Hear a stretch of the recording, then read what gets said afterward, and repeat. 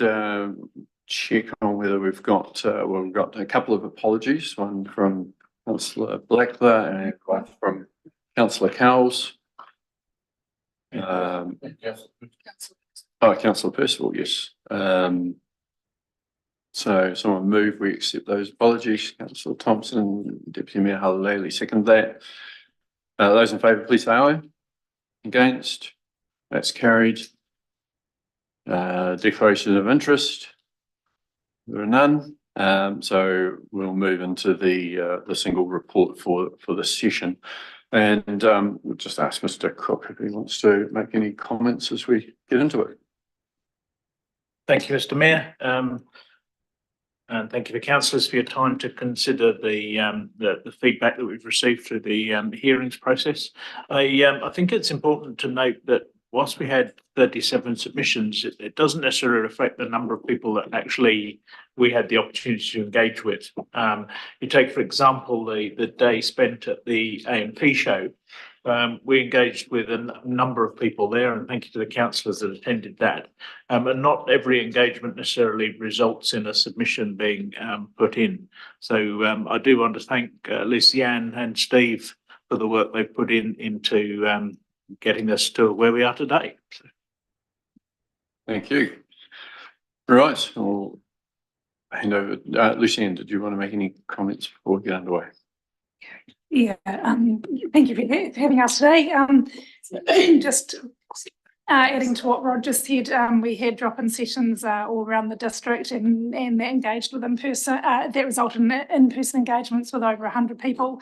And the online engagement was really positive too. We had 629 page visits to the Let's Talk page, 147 downloads of the consultation document, 65 downloads of the draft WMMP and 18 downloads of the waste assessment. So that was really pleasing. And we'll take the submissions report as read and we can highlight some key aspects later on if you need us to. Okay, thank you very much.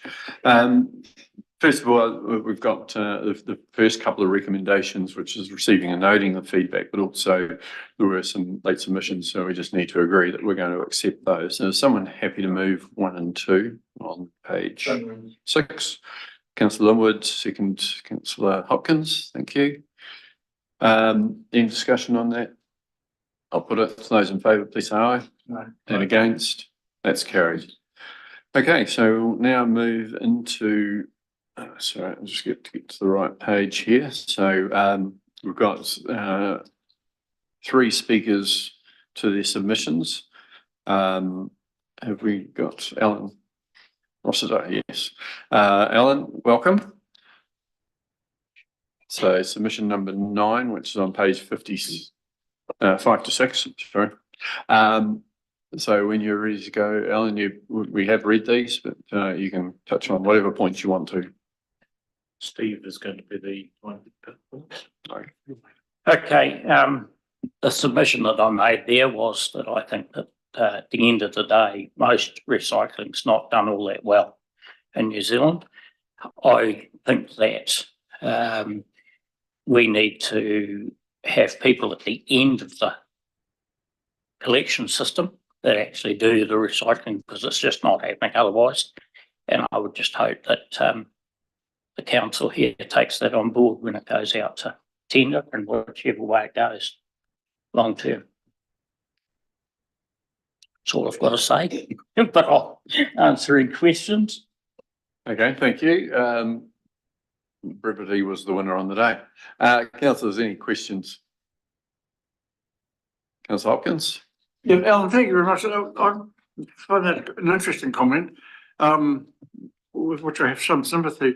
But what do you mean when you say most recycling here is not done well? And how would it be done if it was to be done well, in your view?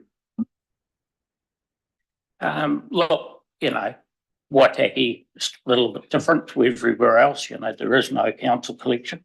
I think here is not done too bad as far as being able to go to the Shelmer Street site. While we've got companies like Waste Management who do most of the recycling and refuse collection throughout New Zealand, that's bloody pathetic, because we they just put it in the landfill, as we well know. We're reading on the, I've just picked up a piece on Facebook just as I left to come in. Another councils that's just not doing, it's just going to landfill. We've seen several companies or several councils in the last few weeks say that they're not going to collect glass anymore. It's just not worth it. The hassle's just too great. You know, exercise at the cricket in Christchurch where they had recycling bins and rubbish bins. The whole lot just went straight to landfill. Thank you. Thank you. Okay, anything else? No, thank you very much for taking the time to make the submission and for coming in, Alan. Appreciate that. Next we've got Sue Craig Stewart. Sue, welcome.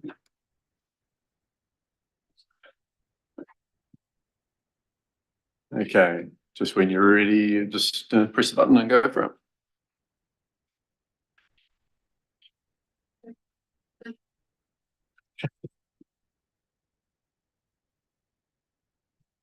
Right. From my written submission, you will see that I'm passionate about waste minimisation and recycling. So thank you for giving me this opportunity to contribute to the waste management plan. I feel that the task of changing from a throwaway culture to one where reusing and recycling becomes ingrained in society is a big ask, but it can be done. Not so long ago, the majority of people didn't think twice about getting their supermarket shopping in single-use bags. Now those same people bring their own bags. They changed their habits. However, it is obvious that certain sectors of society just don't seem to care about their contribution to a sustainable world. And that is why I believe the only way to bring about change for those people is through their pockets. Currently, the cost of a landfill bin collection in Kakanu, where I live, is $13. And every week I hear my neighbour's bin full of recyclable glass bottles being dumped into the Awamoa waste truck. I feel there must be a substantial landfill levy placed on rubbish bins. An increase to at least $25 might make a difference. I think this landfill levy should increase across the board, including in the construction industry and at the recycling centre on Chelmer Street. I have seen people putting recyclables in the landfill skip there, and I wonder how this could be prevented. Please can we rebrand the recycling centre to Oamaru Wastebusters and introduce this well-known, easy to remember form of branding throughout the region. The name of the one in Chelmer Street is so difficult, I hardly even remember it. I would like to see the council introducing and managing a curbside collection service, and I feel that this would encourage more people to recycle, especially if a premium was placed on rubbish collection while recyclables were collected free of charge. It seems unfair to me that people who take the trouble to recycle, costing time and fuel, are then charged for the privilege. We pay the same rates as our non-recycling neighbours. If council cannot afford to provide a rural collection service, then how about an incentive for recyclers? I suggest ditching the $4 recycling fee at Chalmers Street and introducing some kind of credit scheme which would give us a reduction in our rates. Regarding events, whether it's a sports competition or a jazz festival, the organisers must be required to have a waste management plan in place, obviously including recycling, which is properly staffed, and I think this should be regulated, i.e. no permits issued without a waste management plan. It is not good enough to say that the public do not know what is recyclable. Maybe this is a business opportunity for someone to offer teams of waste recycling ambassadors to events. Look to Wanaka's Wastebusters for success stories there. Incidentally, in my recent visit to Hagley Oval, 58 skips of waste went to landfill, even though there was recycling bins at Hagley Oval. I would like the council to consider two initiatives, encouraging people to bring their own cup or mug for any outlet offering takeaway beverages. with reduction in price for participants. It's a win-win for businesses as they would save on disposable cups and enhance their reputation in terms of sustainability. Wanaka has a single-use cup scheme. And the second initiative will be getting businesses to sign up to waste-free Waitaki. And I'll reduce this last bit because I think it's important if we could have some kind of kite mark for businesses that are interested in recycling and reducing their waste. And that's big businesses like Mitre 10 and supermarkets and so on. Thank you very much. We'll just turn the volume down a little, Steve. It woke me up a couple of times, Steve, but no, it was, you've made a very interesting submission, Sue, and appreciate the time you've gone into the detail that you have.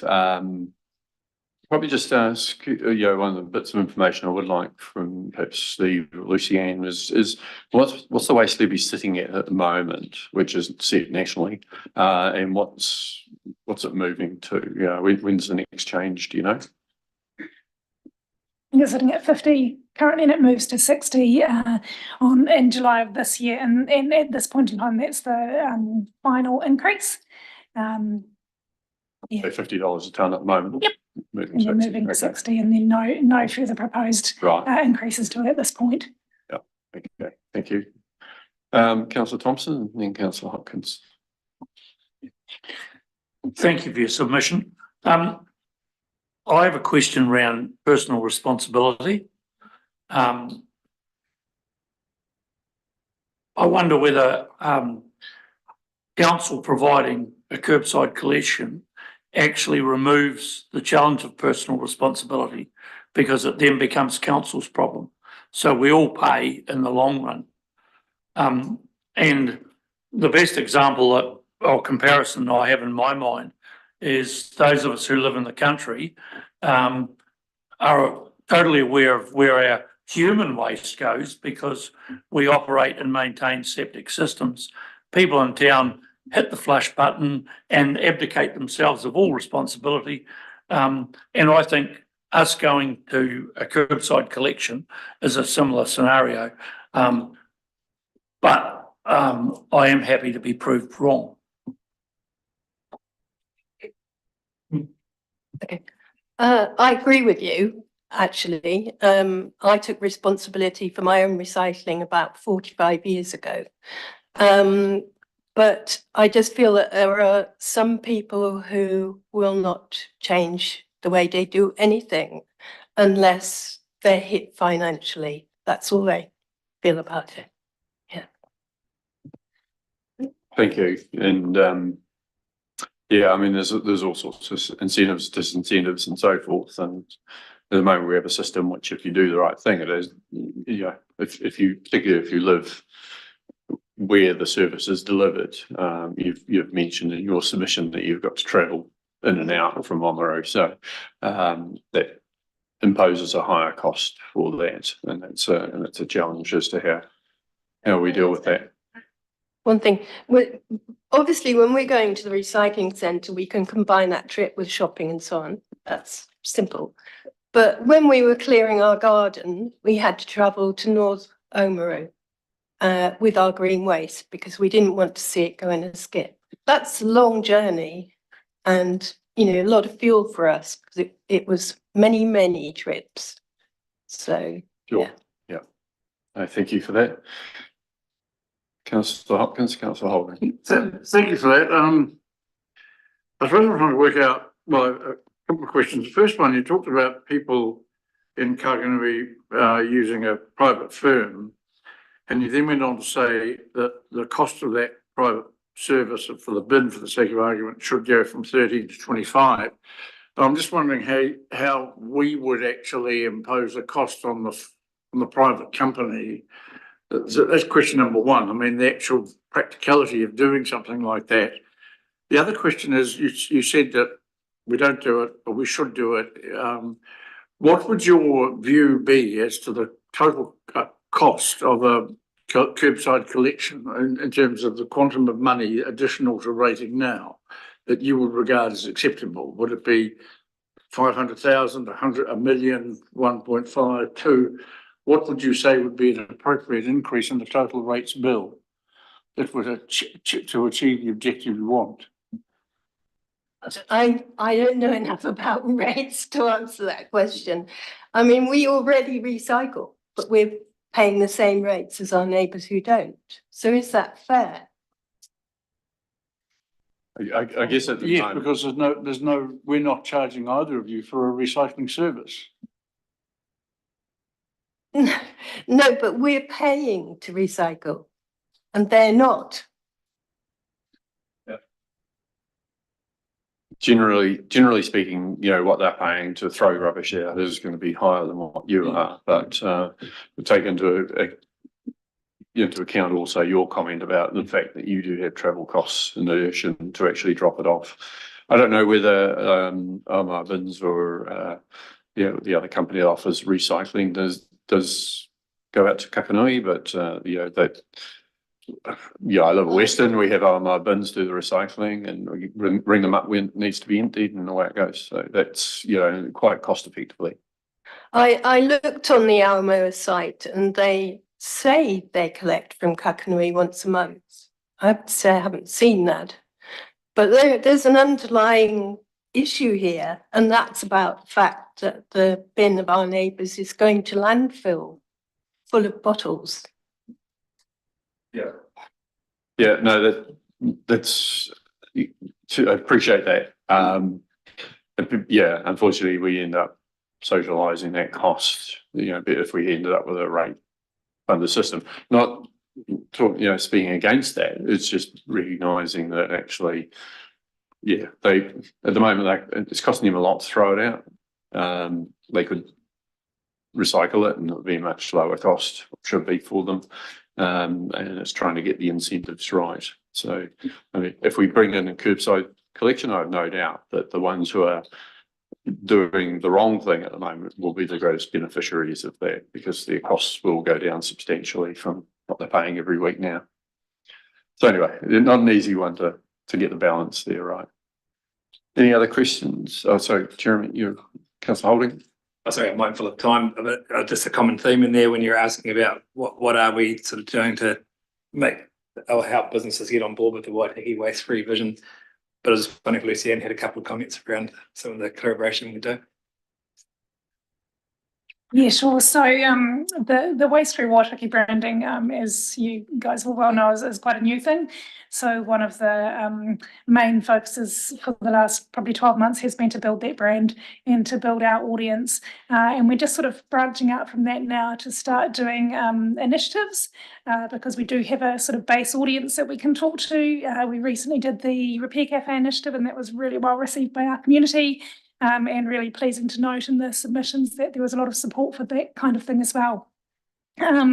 We're collaborating with some people that are interested in our community on food waste solutions, and we're starting to build a network of businesses that are voluntarily choosing to implement zero waste policies and waste minimisation. So we'll move from building awareness of the brand to formulating those sort of forums and network groups to make sure that we're all supporting each other and doing the right thing.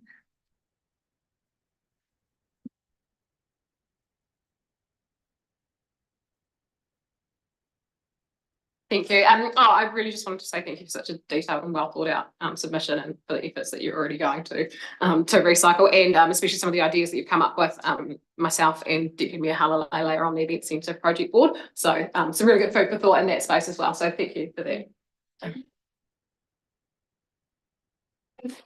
Okay. Well, thank you very much for coming in, Sue, and again, thanks for the submission. Right, next we have Camden Community Energy Group and familiar face to the chamber, Dougal.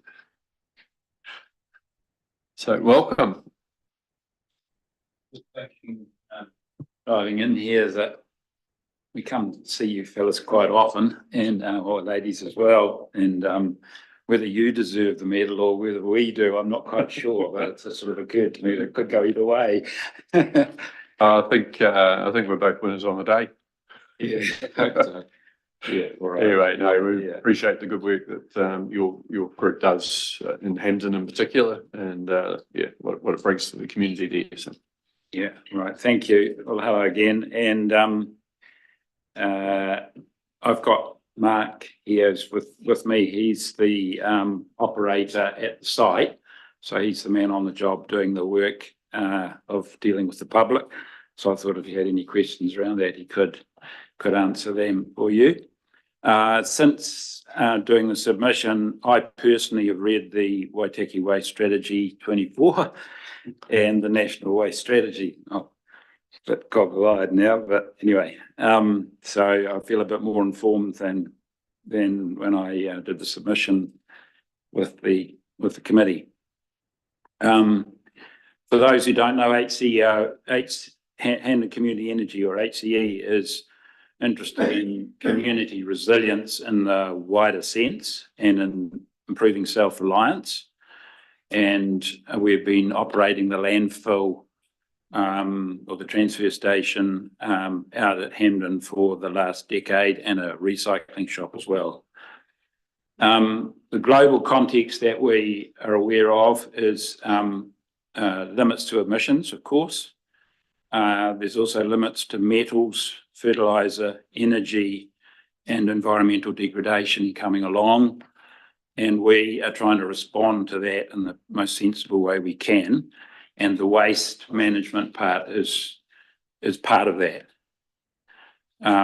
So this implies a more self-reliant local community, and that's what we're trying to lever the waste stream in a way that drives us to that sort of community. There are three ways in which we think are key to managing the waste in a better way. And one is the whole stewardship question, which I know is probably largely out of your hands, but it's the what and how we make stuff and how we get it back to the producers. The second is getting the incentives right. And I mean, Councillor Thompson's question really just then was around getting the incentives right to get people to do the right thing. And I think if we focus on that, it will make a big difference to a wide range of things. And the third is raising community awareness to take responsibility to moving from the linear and circular, the linear waste system to a more circular one, which is well brought out in the plan. So we ask council to strongly advocate for stewardship, to do a direct analysis of incentives. So that's looking at each party in the system and seeing that they have the incentives correctly. And there isn't, while it covers a lot of great material, there isn't a specific bit in there that looks at is council incentive right? Are the community's incentive right? You know, just work through them all, particularly the transport people and so forth. And some have interest in more waste. Moving more specifically to the action plan, under the education and engagement section on page 33, 34, it states, and I quote, work closely with mana whenua, community groups, social enterprise, NGOs, to develop and enable locally led waste minimisation engagement and education and support existing initiatives. So that's good. That sounds great to us. And it really reflects what we think the National Waste Strategy is asking for and the community outcomes that your council is seeking. However, in the action plan on page 37, it states, we will provide rural transfer stations for recycling, recovery, waste disposal and green waste at Kurau, Otamatata, Amarama and Hampden, subject to a review to be determined of any curbside collection services. Well, what we're worried about is a potential conflict. On one hand, it's looking like we're getting support, but if a rural curbside for recycling and so forth was to be implemented, it would totally undermine what we're doing. It's effectively rural household curbside recycling service. And all our efforts to minimise minimum waste and to lever it for other social benefits would go down the tubes. We think we've got a fantastic model for a sort of for the sort of social responsibility that the National Waste Strategies is looking for. Important you understand, agree. Yeah, I had a set of slides to show you some of the work that we have built around the transfer station and the shop and the money that comes and the things that we can do. I'll list a few of these though, just so that you have some idea. So we have a grant scheme. We earn about $12,000 a year, and we offer about 50% of that, about $5,000 back to the community directly.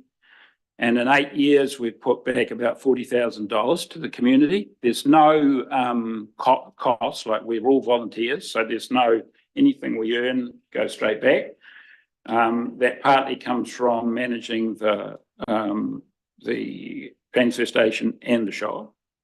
Examples of the grants that have been done in the last 8 years are rodent traps that have been made by the Wainak Lions, internet provision, Apple Press build, fibrillator, playgroup equipment, microscope for penguin rescue, yoga, church heat pump, morgue museum. Now there's an old morgue there that we're doing up to make into a museum. Library shelving, bowling club equipment, arts festival, Hamaraki Rag, we've sponsored, Hampden Reserve revegetation, barrel racing, sound system, Oamaru Collie Club, kitchen, I think it was, hall roofing, and school clubs and swimming equipment. So those, that gives you an idea of what a lot of feedback goes just from the recycling centre back into the community. More specific projects, we've purchased a community EV. We're looking at a minivan now. We've gave money to Gabrielle Cyclone thing, and we helped the skate park. So without labouring it too much, you can see there's a lot that goes on around it. We also have equipment share scheme, which will be able to provide trailer logs, but a compressor and so forth, so people share rather than buying more stuff. The resources, of course, are recycle back. People come and get steel and all sorts of stuff from the site. And the social is as important as anything. It's just amazing to come along and see the fun and entertainment people get just coming along to our centre. So just summing up, we see difficulties with a curbside collection in an area like ours anyway, because there's a lot of flexibility required. There's a lot of cribbies and so forth that don't use waste facilities all the time. And if they can just, when they come, just grab their stuff and take it up to the centre, that suits them. There are a lot of long driveways and so forth. Pulling wheelie beams and stuff down just doesn't suit.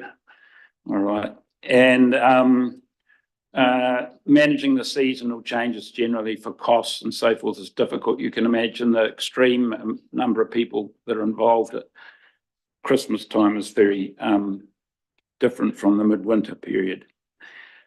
So just final things, renewal of the bylaw we see as really important, and particularly against dumping any recyclable items, whether something could be put in there that literally mandates against dumping recyclable stuff.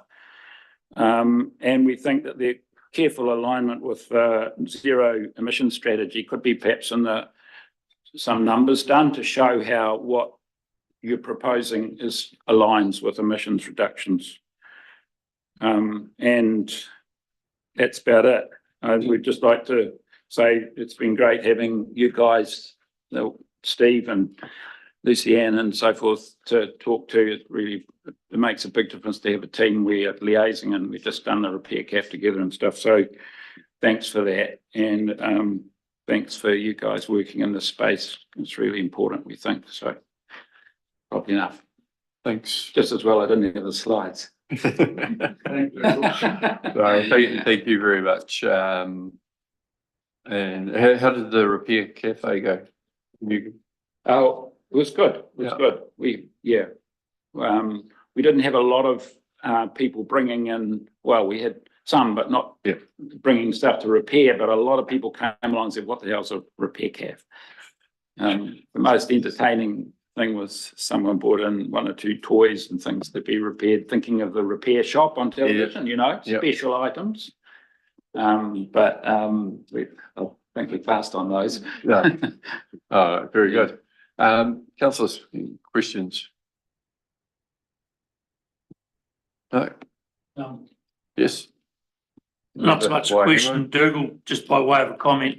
I think Hamden is a shining light on what small communities can do to be effective in their own space. Well done. Thank you. Yeah, no, we've certainly got a number of standout communities that get on and do stuff, and Hamden's been one for quite some time. Just getting on, making it happen. So thank you very much for what you do. Thanks for the submission, and you're all welcome to stay while we talk through the others, but equally, if you don't want to, you don't have to. So thanks very much for taking the time.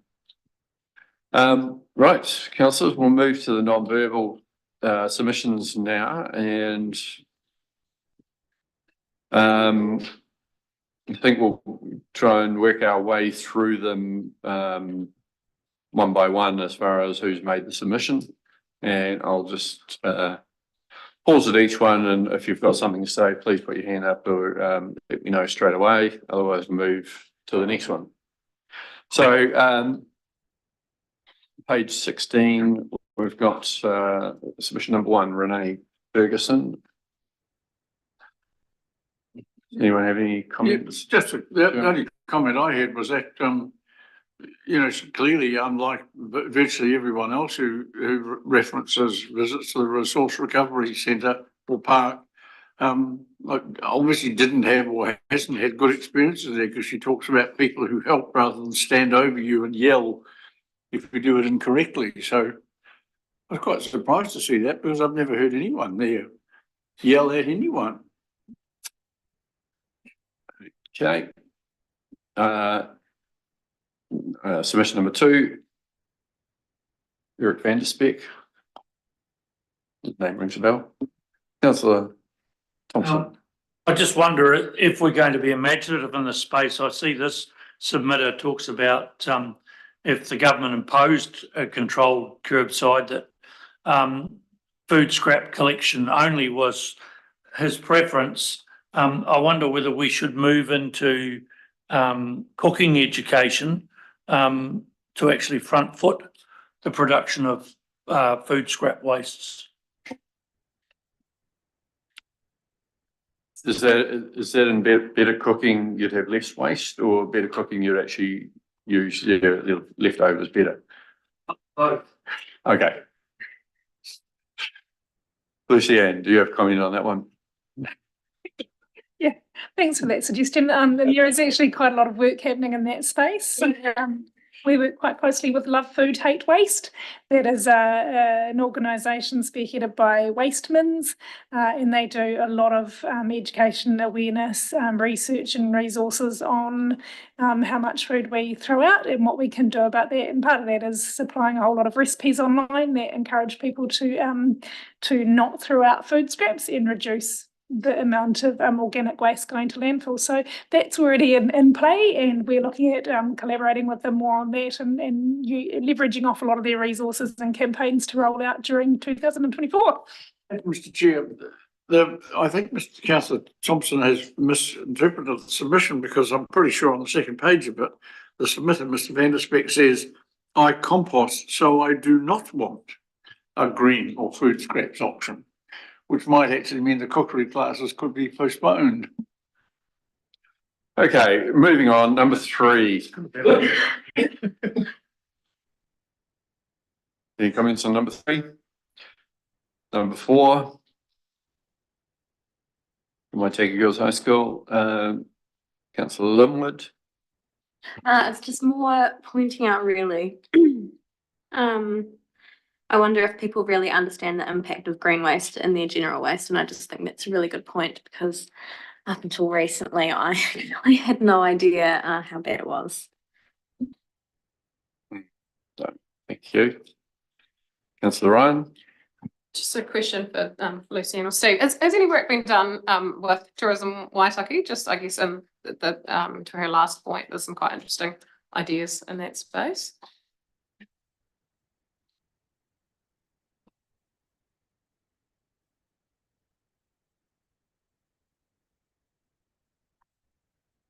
That's why the sustainable region and capabilities to use. Sure. So we did do some work with Tourism Waitaki when they rolled out the Regional Events Fund, and through that we launched the event waste kit that hopefully you guys all saw at the Friendly Bay Family Fun Day, and that's sort of gaining traction. We haven't worked specifically with our regional tourism officers on sustainability brand, but we're looking at those connections and collaborations now that we've sort of launched the platforms to make the Waste Free Waitaki brand more visible. And we're just looking at our work plan for the rest of the year to see how we can bring in those partners and collaborate more closely so that, waste minimisation does become something that we think about in everything that we do. So, yeah. Number 5. Number 6. 7. 8. Can you just call the names out, Gary, of the submitter, just so we don't lose track? Yep, sure. So number 8 is Josh Tate. Number 9 was a verbal. So again, number 10, Malcolm Mackay. 11 is Chris Thorne, followed by Margaret Thorne. Number 13 is Alison Shirley.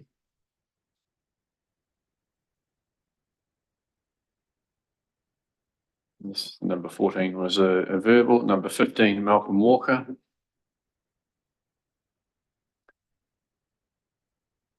'16 is Lynn Walker. 17, Christine Quested. Oh, but she's the one who wanted 3B and other available. 3, what was that? No, just through you, or sorry, perhaps to Steve or Lucianne. A number of people have talked about encouraging that I think this is the submission from Lynn Walker, encourage supermarkets and retailers not to be so extremely wasteful with packaging and so on. And I think Dougal talks about possibly, or maybe it was Sue Craig Stewart who said, maybe require people to take back and repair things or make it mandatory. Really all we can do, or am I right in assuming that all we can do in that space is be an advocate? There's nothing we can actually require businesses on a regulatory basis to do locally, is there, or is there?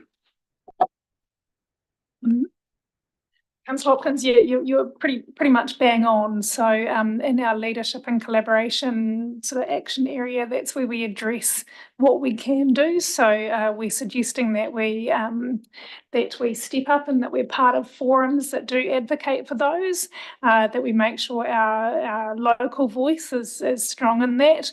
There is a lot of work going on at a central government level around product stewardship schemes. So a lot of that stuff is sort of in play already. And the role that we can play is to make sure that we are listening to those conversations, understanding and interpreting how they impact us down here, and feeding back into those conversations.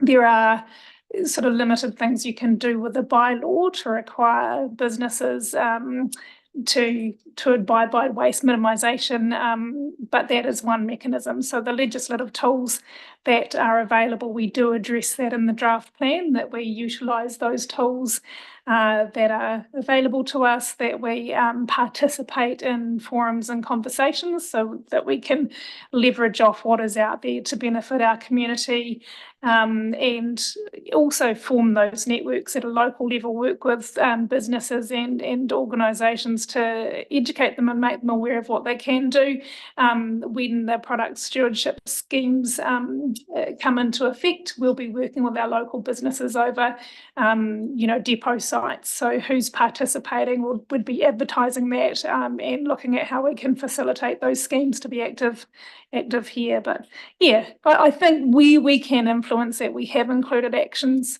around that in the draft plan. Thank you. Number 18, Judith Simpson. Why have we? Did you want to Sorry, talk about? If I may just 17? ask a question about Christine Quested one. Sorry, I must have got one behind. She says, what would encourage you to visit our resource recovery centres more often? She says lower charges. I'm wondering, my understanding is the charge there is essentially a consequence of the implosion of recycling prices around the country. I'm wondering if Wirt and or ourselves have given any thought to there's a lot of people want education, and maybe explaining the price would be and why it's there. And I'm also wondering if have we thought at all about possibly investing in maybe some of those free recycling cards and incentivising people going to the library, or maybe if you visit the gallery you get one. I'm just wondering if we're doing anything to perhaps deal with that perception that it's a bit more expensive than it should be, although I totally understand why it costs what it does.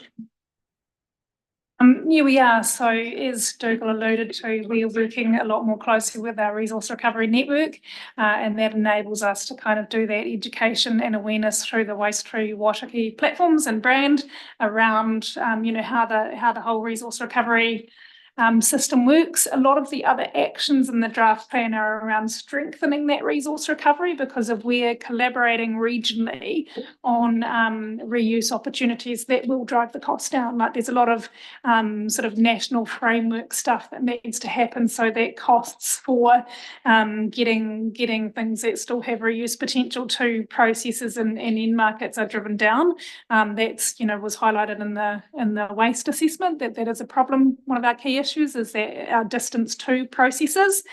So if we're advocating for that under the leadership and collaboration, and then we're working with our local resource recovery network to strengthen, the capacity for reuse, and then we're doing the education and awareness, I think we'll drive that. Yes, we have invested in some of those free recycling cards so that we can use that for promotion. And yeah, you're right. What Wirt charges, what they need to charge to recoup costs in order to get materials to market. So we work with them on supporting that picture as well. Hopefully that answered your question. Thank you. No, that's good. Thank you. Okay, so I'd read it out, but I'll do it again. Number 18, Judith Simpson. 19, Sam McMillan. 20, Alistair Newbold. Just out of curiosity, question 13, online platform to support reuse of divertible materials. FreeCycle already does this and should be promoted. What's FreeCycle?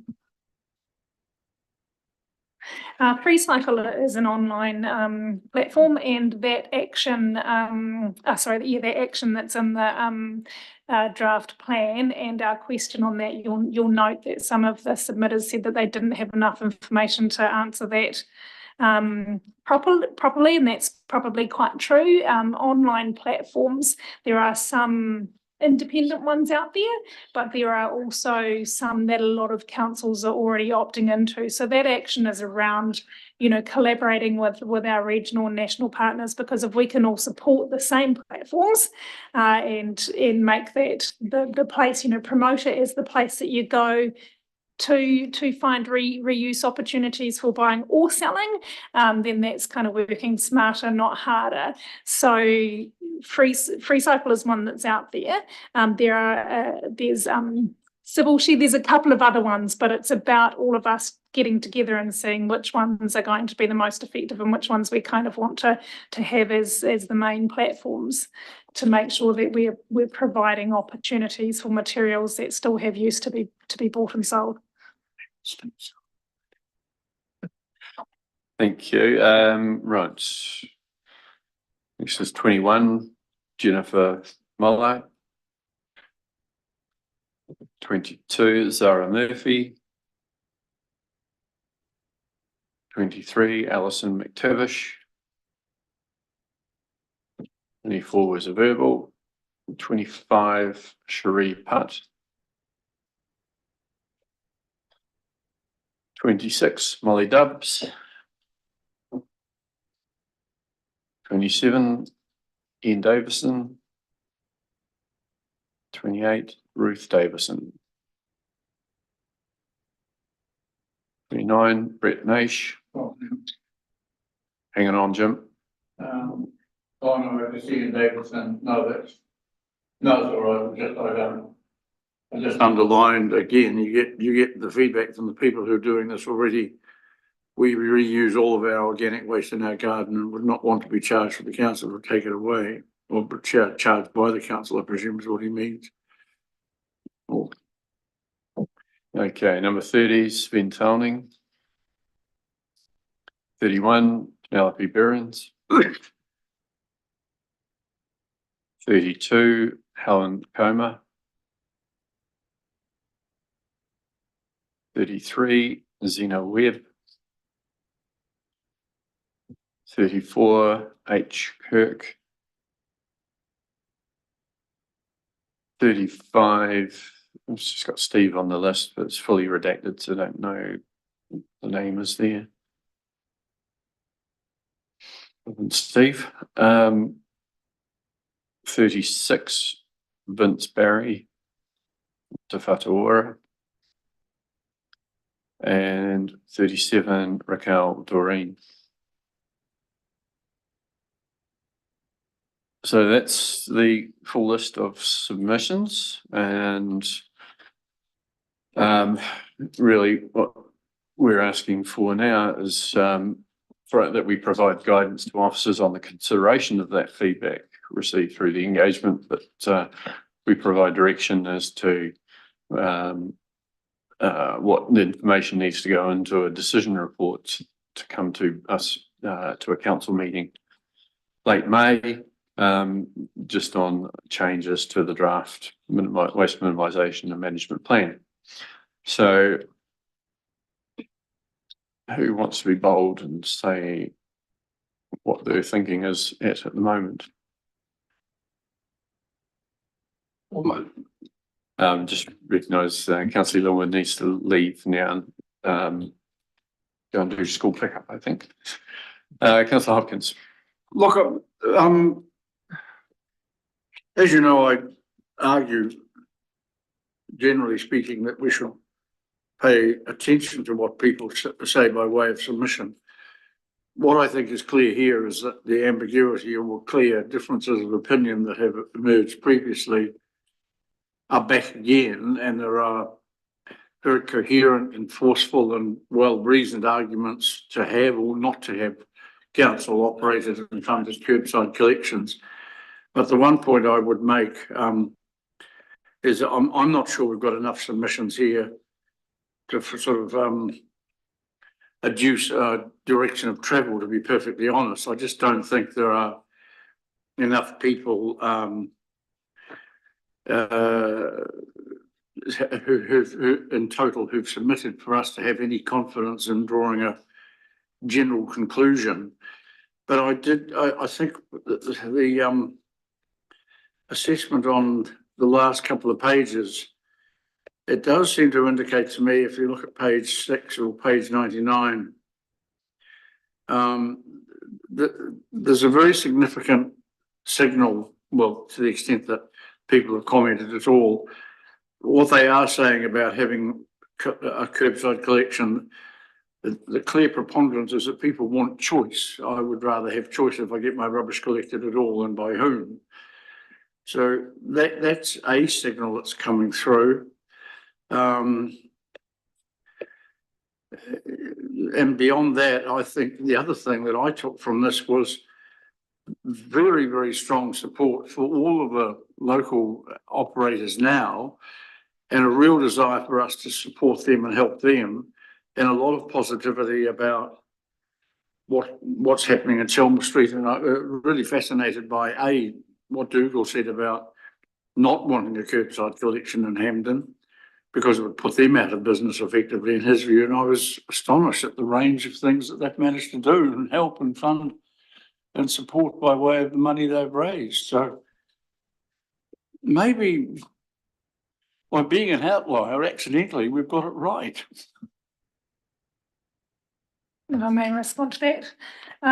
So I think the action around curbside services that is in the draft plan places us well to be responsive to the emergent, waste situation, because we are in this interesting position of awaiting central government to give us clarity on some things, but the draft plan has actions to say that we will consider that as we need to.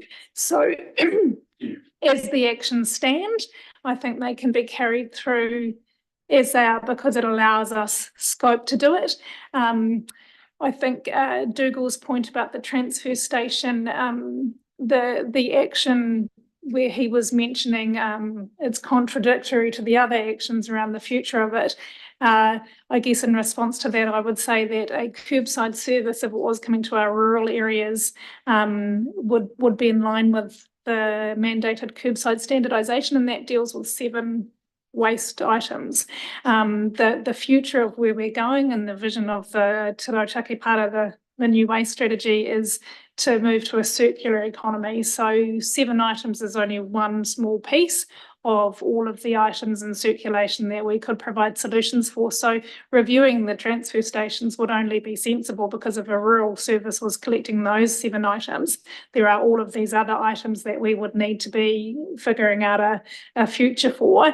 And the transfer stations at the moment deal primarily with those 7 items. So you'd review the situation. So I don't think it is contradictory to the other actions that support our community initiatives and our community solutions for a circular economy. It's just a sensible action to take, so that you're looking at the currently council-owned infrastructure and making sure that it's fit for purpose, which we would need to do if a rural service did come to those communities. We would need to look at the future of those transfer stations and see what service or what role they would play. Yeah. And Mr. Cook, you want to make some comment on process now? Yeah, thank you, Mr. Mayor. I just wanted to, Lucianne's covered it very well already, but let's not let curbside collections govern what goes into the WMMP. The MMP is a very broad approach document, contains many aspects of initiatives that we can look at to support the circular economy. And we have a briefing tomorrow on the curbside collection material. So it's don't let curbside collections dominate the WMMP too much. There's a very wide, could reflect why we actually haven't had a lot of direction or indication from the submissions, in that it pretty much covers everything in the first place, perhaps. Could be one way to look at it. But look, if it were me, I would say there's nothing in there that says reject or the draft can and should stand. I think what I would like to see is some sort of explanatory or expository paragraph saying we didn't get a lot of submissions, but there were some themes that came through. And one of them was, there's a lot of people out there who really engage with with the facilities that exist now. And we need, one of our strategies in going ahead would be look at ways to jointly assist and combine with education and raising awareness. And so, I mean, I just think that is an honest and accurate response to the preponderance of view expressed in the submissions that we've had. Yeah, that's a great suggestion. And in our draft plan, you'll see there's a couple of placeholders where we can address that in the final plan, sort of update on the process so far.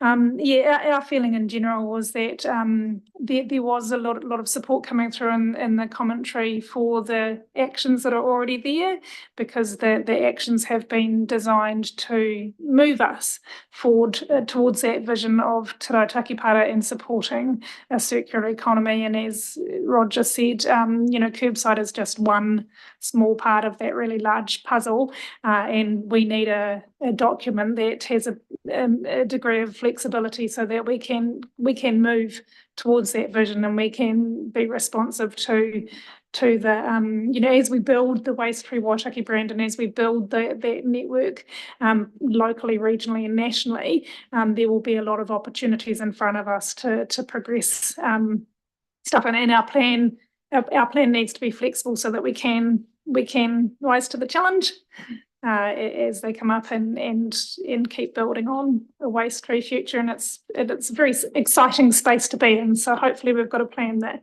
allows us to progress all of those cool things that are coming our way.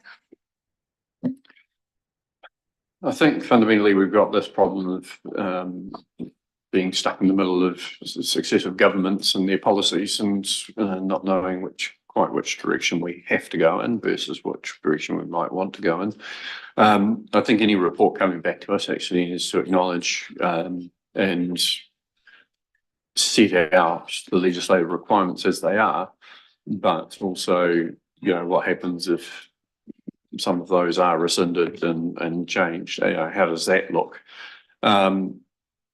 So, I would certainly want that report in May to detail some of those differences and how we might deal with each of them. Also, we know this has got a significant cost to it one way or another. It may save a bigger cost if we do it well and do it right and target the right people, the people who are already spending a lot of money on getting rid of their rubbish, etc. But yeah, it's looking at that, how we actually manage to do that and find the balance between not penalising those who are already doing the right thing. More than that, I think it is having clear pathways in the plan about, if we choose at any point in time to go down, if we start collecting food scraps, okay, well, what are the things we need to do for that, to be prepared, and how do we actually, what do we need to put in place to deal with the food scraps themselves? Somewhere interestingly, I did see comments that a lot of cost was involved in collecting material, and then a lot of cost was also involved in distributing. I wasn't really sure what other things we actually have to do with any of it, so it's just pretty much all collecting and distributing whether it's rubbish or recycling or whatever. So but yeah, it's very difficult, I think, for us to look at all the different facets and say, okay, well, what does that look like in the plan? So if you've got any suggestions over and above some of those things of setting out the legislation and what the impacts might be and how that changes things, it would be helpful, I think. Councillors, any other ideas that you've got at the moment? I'm just trying to frame a recommendation we've done 2. And I'm wondering if 3 and 4 couldn't be combined. And I'm just trying to work it out, but I would have thought possibly the recommendation could be that the council endorses. Oh, sorry, that having considered submissions, council endorses the draft waste minimisation plan as a suitable, as suitable for implementation with amendments responding to submissions to be included. So it's not perfect, but it's the best I can do off the top of my head. So essentially asking for them to incorporate at least some of the elements of feedback that we've got into the draft.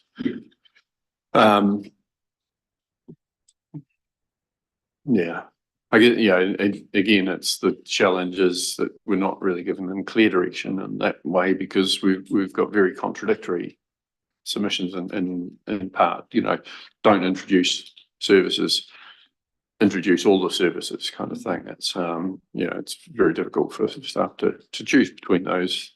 So we are putting them in a difficult position, but just speaking to that though, we are having the conversation specifically about the curbside tomorrow, and that may also actually lead, if not to a recommendation because it's a workshop, but certainly to some indication of where we might want, what we might want officers to tell us about that.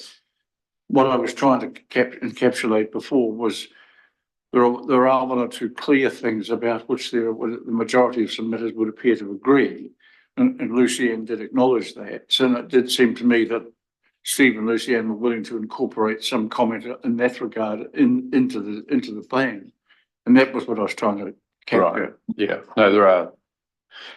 Yeah. So you are, I guess, limiting it to the aspects where there is a clear preference that's been expressed. Yes. Yeah. Okay. Yeah, well, like you say, I think there's a discussion tomorrow which may help inform, but at the moment, I think in this formal setting, I don't think we've got enough to give you a really definitive, this is exactly what we want and what we don't want. At the moment, it's going to be incorporate the aspects where there was a good agreement from submitters. Mr. Cook, what are your thoughts? Could I suggest that what I'm picking up from the feedback that elected members have provided is that they were happy with the WMMP, provided it clearly reflects that there's options and pathways within it for the community to engage in the future waste minimisation and management of the district, and to make sure that it's flexible enough that if we do have to change direction through legislation, we can change direction through legislation. Yeah, no, well, I think it needs to be explicit in the plan about how we do navigate through a changing environment, literally and figuratively. On this particular issue. So yeah, if it can reflect that, that would be very helpful. So anyway, Councillor Hopkins, you moved something which you may be able to refine slightly, wordsmith slightly more after this, but I think everyone got the reasonable gist of it. Is someone happy to second that? Councillor Ryan, thank you. Any further discussion? Okay. I shall put it. Those in favour, please say aye. Aye. And against? That's carried. Thank you very much to Steve and Lucianne for all the work that you've done and behind the scenes, all of the sessions you've been to, the community discussions you've had. Yeah, I know that it has been quite considerable. So thank you very much for all of that, and to Mr. Cook for leadership of the team. Thank you. To councillors and members of the public who have been participating and watching and so on, thank you very much for joining. And with that, we'll be able to declare the meeting.